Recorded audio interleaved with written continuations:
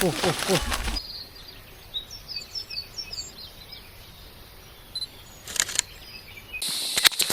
good morning mga ka-wild.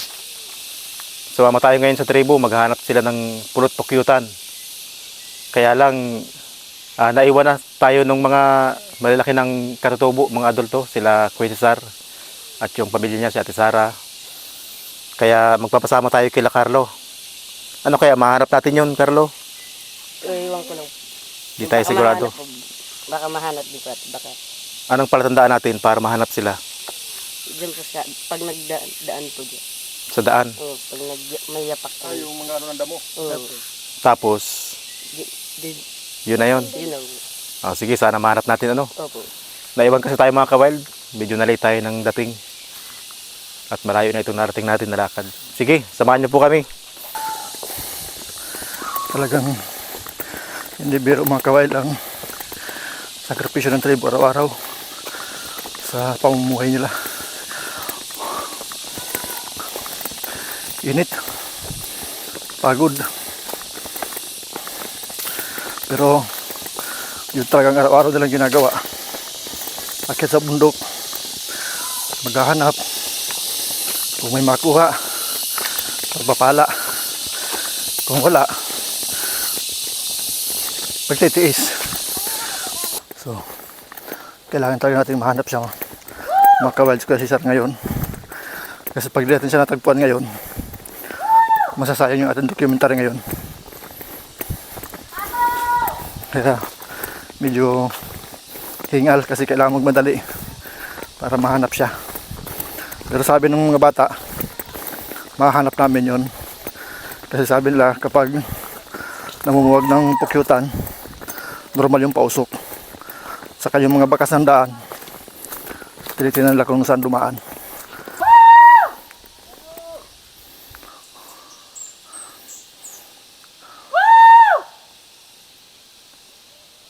Yun, may sumagot.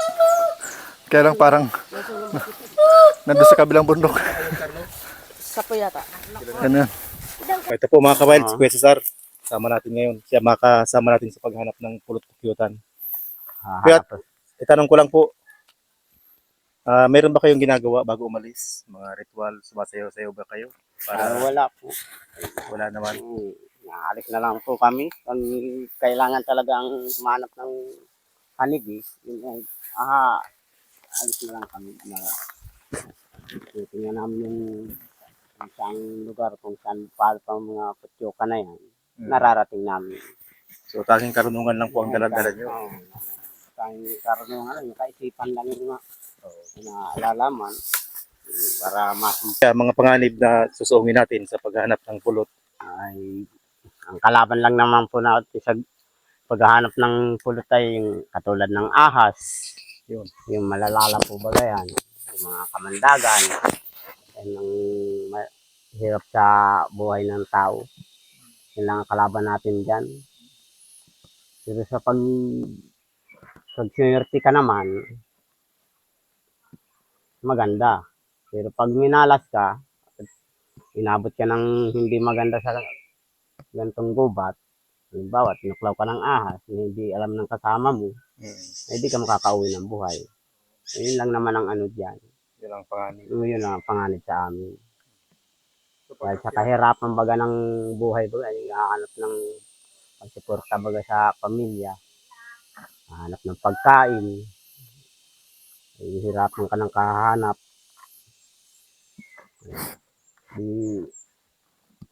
Ang ginagawa na lang namin, yung halimbawa, sulo-sulo ka, nagpupuhag ng putyukan, palaging nasa isip mo na lang yung makauwi ka ng Ligtas. Yung aming pinaano sa isipan namin. Paano natin malalaman anong kuya mga palatandaan? Katulad ng bulaklak. Mga Yung bulaklak. Kung saan siya pumunta, doon natin malalaman at naandun ang putyukan. bulaklak pala. Yung bulaklak. Katulad po niyang bulaklak na yan, no? Yan po ang pinupunta na palaging namin tinitingnan ng bulaklak na ganyan. Kasi yung bulaklak na yan ang pinagpupunan ng honeybee. Kumbaga yung pulot. Yung pulot. pala yan. Yung pulot Anong ano yan kuya? Anong puno po yan? Uwayan, uway. Huway. Pag yung dumapo na po yung bubuyog dyan, kung pagka, pag nakasip-sip lang po siya dyan sa bulaklak niya, dyan sa bulaklak na yan, isa-isa na po yan naalis. Kung saan po pumunta yan, doon po kami doon namin tinitingnan yan, doon namin tinutukoy. Ganyan po ang paghihirap ng paghahanap ng pulot talaga. Sacrifice na din bago mo makuha ang putyukan para matukoy mo. Bago mo matutukoy yun sa puno na yun, marami ka pang punong kahoy na titingnan. Titingnan mo yung mga puno-puno na yun para makuha mo kung doon. Kaya mahirap din ang paghahanap ng pulot. Kaya minsan nauwi kami, merong wala, merong maraming nadadala. Meron ding minamalas na hindi mo matok yan kung saan. Ayun yung paghahanap namin ng pulot. May yung maligang, siya rin yung dinadapuan ng bubuyog, sinisip-sip ang mga matatamis niyan, mga bulaklak, sinisip-sip nila yan. Yan din ang ano nila, isang kinakain nila yan. Yan din ang pinagkukunan ng honeybee. Yan din ang palatandaan namin na yung mga bulaklak ng ganyan. Habang lumalalim ang aming nararating sa kagubatan, unti-unting bumubukas ang isang mundo na hindi madalas makita ng marami. Napakaganda dito, ka-wild. Ang hangin dito, amoy sariwang lupa at mga puno. Ang bawat hakbang namin ay sinasabayan ng kanta ng mga ibon at banayad na kaluskos ng mga dahon sa itaas. Para kami nasa loob ng isang dambuhalang katedral na gawa sa mga halaman.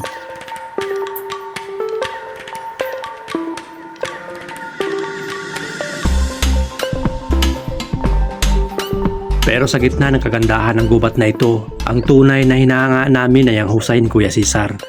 Alam ninyo, habang ako ay nahihilo na sa dami ng puno, si Kuya Cesar parang binabasa lang ang gubat na parang isang bukas na libro.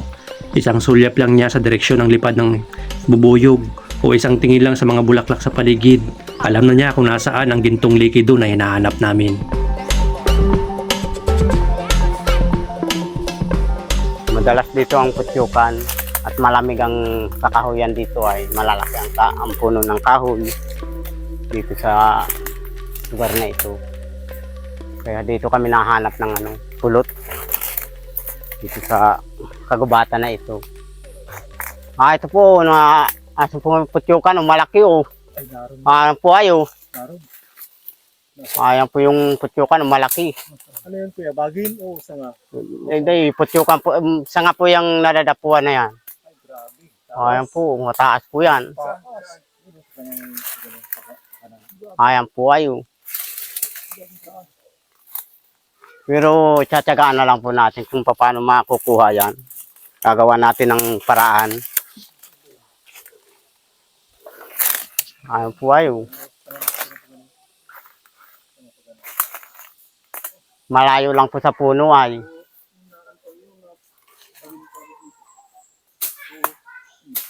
Matuloy ka dun kuya, Tutulayin po natin yan, gagapangin po natin yung sanga na yan. Gagawin po natin, papausukan natin dito sa tapat. Gagatungan po rito sa tapat para makuha yan. Kung di po yan papausukan dito sa tapat ay hihirapan po tayo ng paghatid ng yung banuot na maliit. Ay tayo nung yung banuot na ginagawa, yung maliit lang para pag napausukan dito sa baba, malayas na yan. Tapos may banuot na daladala papunta roon. Yung pausok din. Hindi ng dyan, yung gawa dyan. Wala kang lubid na gagamitin? Wala po tayong lubid. Na lang, alabitin na lang itong timba. Wala po tayong lobby. Dito na po tayo madaan sa sa bagay na po. Oo, sa bagay na po ang daan yan. Talagang, Yun na pong gagawin natin lubid na aakyatan. ibig sabihin, talagang gagamitan mo yan ng, ano kuya, Um, husay. para makuha lang. Talento. Para makuha lang po yan. At yung kahoy niyan kuya, mga ilang di pa, ilang tao ang magyayapos? Mga apat. Apat. Malaking kahoy ng pinag-ano. Walang palapa talaga ang tanging paraan dyan para makuha yan. Tanging usok lang ang makakapaano dyan. Kamadi!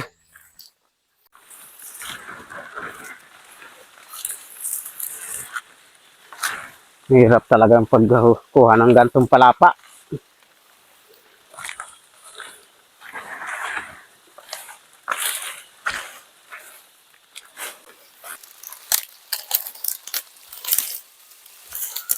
Grabe yung sakripisyo pala talaga ang paghanap ng pulot.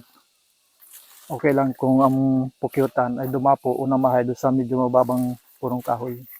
Pero pag sa ganito kalalaking punong kahoy, namahay ang pukyutan at doon pa sa pinakandulo, napakalaking hamon. Kasi yung ganyang kalaking kahoy, hindi mo na yan kayang yapusin. Mabuti kung mayroong mga ganito katabing mga kahoy na itong medyo maliliit. Ayan. O kaya ay mga bagin katulad niyan. Diyan daw sila dadaan. Pero kapag wala iyan, hamon ang pag-akyat sa ganito kalaking kahoy. Kung minsan daw, hindi na nila kinukuha. Kasi yung ganyan kalaking kahoy, napakataas. Tapos, doon sa pinakantuktok, doon, mamamahay.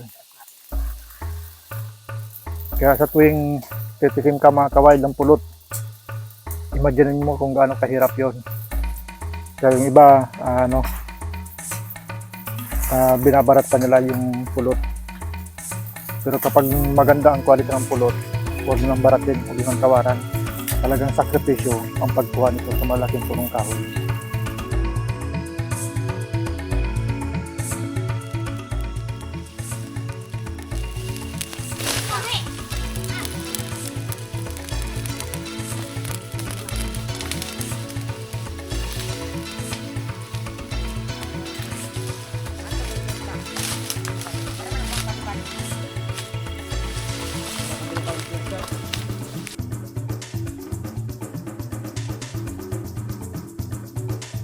Ito na mga kawild, dito magsisimula ang pinakadelikadong bahagi ng ating paglalakbay. Tingnan nyo ang taas ng punong yan. Halos hindi na natin makita ang dulo sa kapal ng mga dahon, pero para kay Kuya Cesar, ito ang kanyang laro.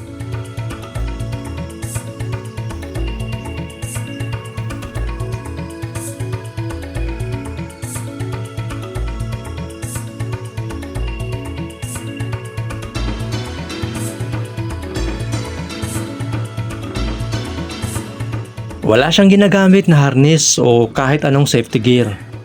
Ang tanging kapitan niya ay ang mga dambuhalang baging na nakakapit sa puno. Habang umaakyat siya, pasan-pasan niya ang isang bugkos ng mga dahon ng niyog. Napakabigat niyan, pero kailangan niya yan para magsilbing habyon o pangpausok niya sa itaas.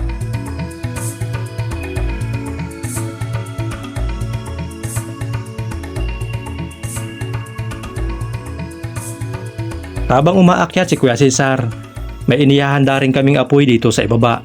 Ang usok na ito ay mahalaga para mahilo o pansamantalang mapaalis ang mga bubuyog sa kanilang bahay. Pero hindi sapat ang usok mula rito sa baba.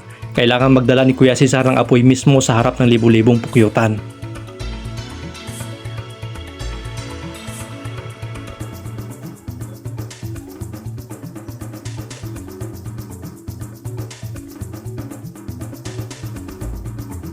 Imagine ninyo ang hirap mga kawild. Habang nagbabalanse ka sa taas ng mahigit 100 talampakan, kailangan mo pang protektahan ang sarili mo sa posibleng kisot ng mga bubuyog. Pero sa bawat hakbang niya sa baging, makikita mo ang tibay ng kanyang loob. Ang bawat galaw niya ay kalkulado. Walang puwang para sa pagkakamali.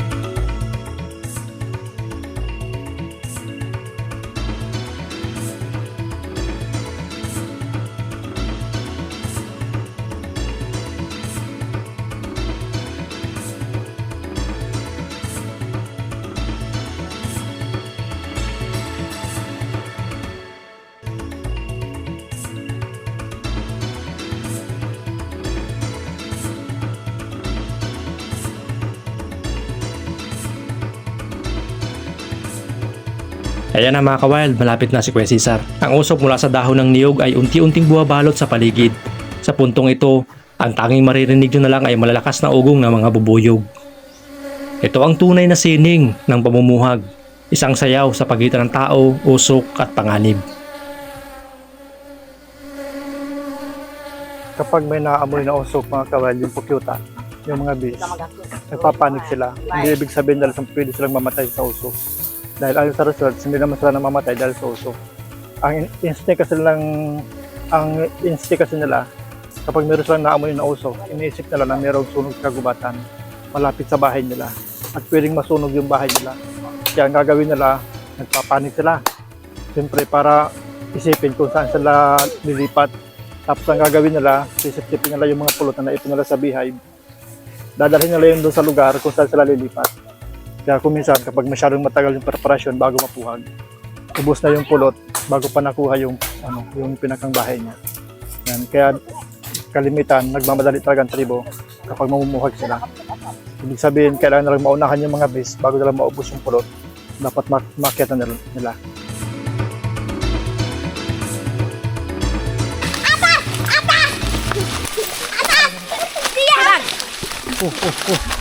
Lalagyan. Lagyan. Laka, dito. Di ba taglaan ko bubibilin? Ay, amo, digna na, di man inito ko. Ilag, di ba bibilin? Kuha mo, di po bilin anaan. Tadi na, di ba nito yan? Bubibilin ito. Wala nagkaalam nito. Di ba bibilin? Nagahan mo kito. Ay, naghilisan na kita dito. Kuha na pala mamatay yan. Lapit ka dugo eh. Oo. Digna na ko. Ano yan? Yan, ayos din. Ito, Erog, hilisan na kita dito. Oh, ya. Lapit ka. Harap, Ike, madayon lasa. lapit ka. Dako nito. Hakutan it. Tagaan tata. Ang top-topek ng di alima. Wala. Magayin atas.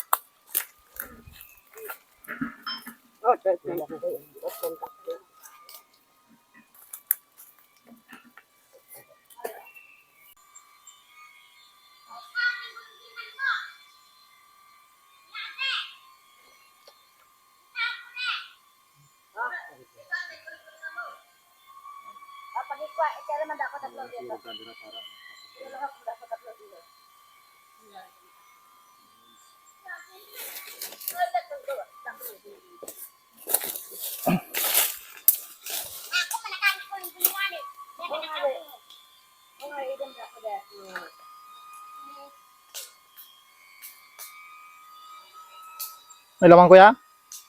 Meron? Ayos ah. Laman? Ayos ah, may laman pala. Limang bogi. Sinaglitan mo lang ang akit ah. So, kakaunti lang. Ayos yan, basta hindi lugi. Ulitin na lang natin kuhain para meron tayong pantustos sa pamilya.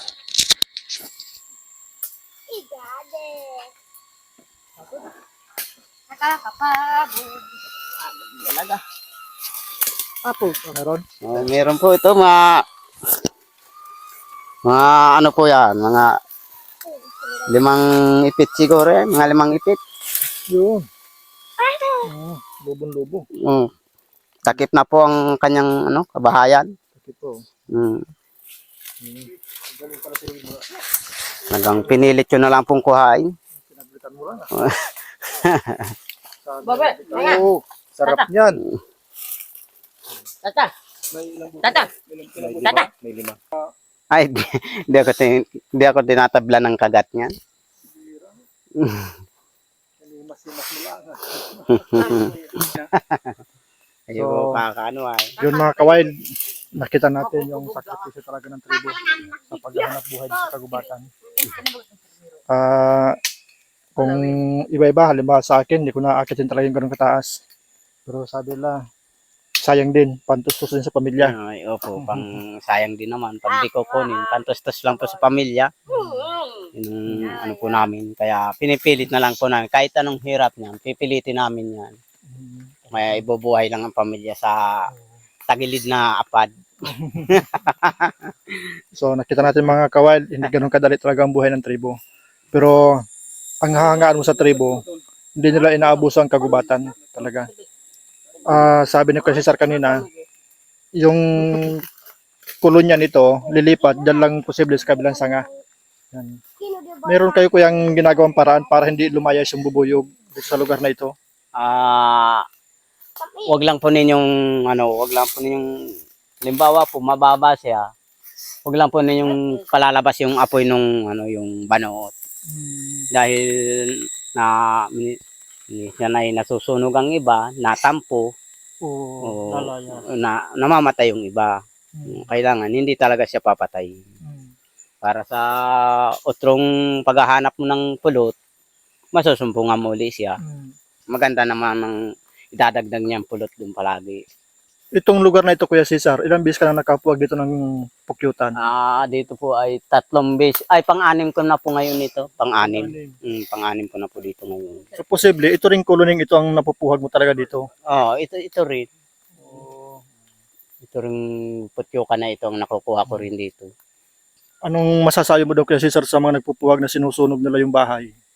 Ko lang doon sa nagpupuhag ng kahit mabababa, wag lang dadagmangan sa yung tapatan, mababa ay wag yung dadagmangan at kawawa din naman, nawawala yung kanilang paghahanap ng ng pulot. Yung kumbaga ay natampo. Yung dagmang bahay, anong ibig sabihin ng Kuya, yung dagmang? Yung apoy.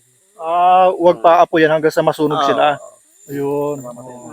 Mamamatay ang mga tao. So, yun ang mensahe mga kaway di Kuya Cesar, doon sa mga iba na namumuwag, huwag sanang abusuhin talaga. Huwag sunugin. Kasi usok lang, okay na Kuya? Ayo po, usok lang. So, maraming salamat mga kaway. Nakita natin ngayon kung paano ginagawa ng tribo yung pamumuhag. Hanga tayo doon sa inakyat nila. Talaga ang taas. At yung makukuha ni Kuya Cesar, kung payag si Kuya Cesar, bibili natin sa kanya. Ngayon daw, magkano kuya bintahan yan ngayon? Sambuti? 200 lang po. 200 lang isang ipit. Ang iba naman po ay medyo binibenta ng 300 sa akin. Para madaling mabenta, 200 lang. Yun lang. Pero mga kawail, sa nakita namin ngayon, sa nasaksiyan natin ngayon, kung 300 man lang, huwag natin tawaran. Talagang grabe sakripisyo, napakapanganib. Buti na lang, eksperto sila sa pag-akyat.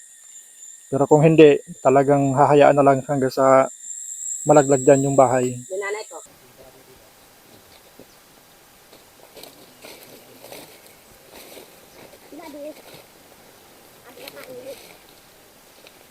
Ito na po rin.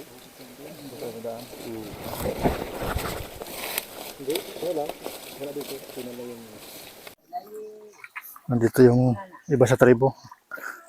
Naghanap ng ginto. Ay mag-iina dito. Ang sana. Ano kuya, lulutuin din? Paksiw? Din po yata. Oo. Sarap yun yung paksiw ay. Wala kitang asin. Walang asin. May sinaing na. Isa, init. Mga kawail, kami po ay nagpapasalamat kay Kuya Cesar sa paintulot na sumama kami sa paghunt niya ng honey. Anong plano niyo po, Kuya, diyan sa Lalako ko po sana dyan po sa labasan ay kakaunti naman po. Wari ko mga 5 ipit lang po siguro yan. Diba? Yun po. Ay, kung gusto po inyo na lang po. Kayo na lang po sa inyo ko na lang po ibibigay. Okay. 200 po isang ipit 200. Kung 5 din 1,000. Bigyan po namin kayo ng 2,000 Kuya at kayo nang bahala Salamat po sa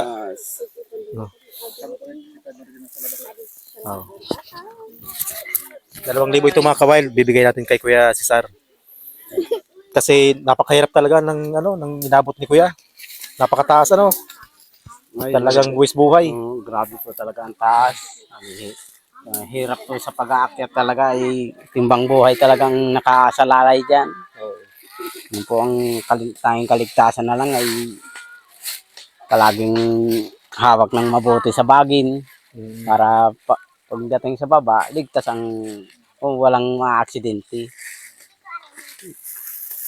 Yun, maraming salamat mga kawild sa patuloy yung panonood sa aming mga video.